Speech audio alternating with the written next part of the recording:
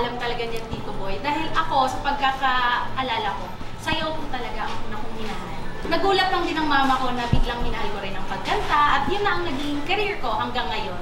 Pero hindi ko pa rin naman iniwan ang pagsasayaw. Kumbaga, nalaman ko lang na siguro mahusay akong kumanta nung nakikita ko na yung mama kong pumapalakpak sa akin. Nag-start yung hilig ko sa pagkanta, Tito Boy, dahil sa nanay rin eh. Yung mom ko kumakanta sa church.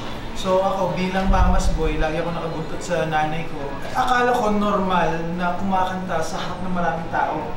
Kaya yung confidence ko, parang siguro nakita ko na, normal pala kumanta sa maraming tao, okay lang. So every time sa school, pag merong mga school program, pag nagtanong yung teacher, sino gusto kumanta? Ako yung isa sa mga unang tataas ng kamay kasi yun yung kinalakihan kong environment sa bahay. Yung airpod ko naman, mahilig din sa music talaga. Although actually siya yung kaboses ko. Pero yung confidence sa pagkanta sa nanay ko nakuha.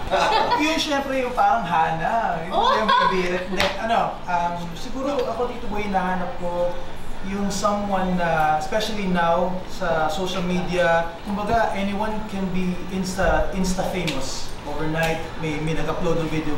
Siguro ang hinahanap ko po bilang isang inampalan is yung kayang tumagal, yung may kakaiba sa kanya, yung siya lang yung gano'n ang tunog. Actually, Tito Boy, habang inampalan kami, nakaupo kami doon, akala nila na madali lang sa amin na maghanap ng kung sino pwedeng manalo. Dahil nga, singing contest o boses ang babasihan mo dyan.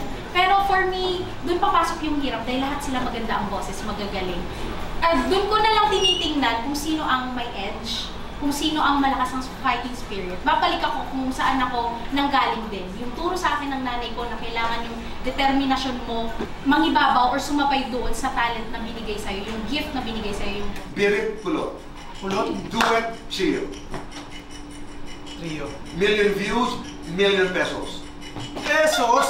Martin Rivera, Gary Valenciano. Sir Gary. Gary Valenciano, Renz Verano. Parents na lang. One word, describe yourself as a singer. Creative. Describe yourself as a lover. Creative. Lights on or lights off? On and off. On and off. Happiness or chocolates? Chocolates na. Best time for chocolates. Tapos na. Complete this.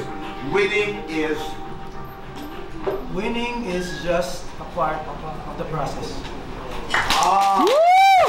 Island girl, city girl. Island girl. Manalo sa contest, manalo sa loto. Manalo sa loto. Mataas na boses, mataas na talent fee. Ano pareho? Isa lang.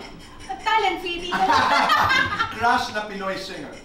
Christopher Martin, Okay, singer ito rin. Crush na Pinoy actor. Christopher Martin. Kung ang love life mo ay pagkain, anong lasa? Malamis na mas alam ng pot. Your favorite video game song? Sunlight. Lights on or lights off? Lights on. Happiness or chocolate? Happiness. Best time for happiness. 24/7. Complete this. Balang araw.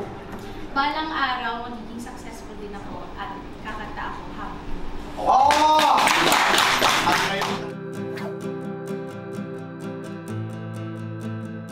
Tito Boy, ano pong shampoo nyo? Hindi joke. Ano pong lotion nyo? Kasi smooth. Wow! Tito Boy, how to be you po. Yun. Nakakabitin. Ang saya. Kaya dito. Lagi akong excited kapag may guesting ako dito dahil nga masaya ako kapag nasi-share ko yung buhay ko, nakakausap ko si Tito Boy. So, masaya na nakabalik ako.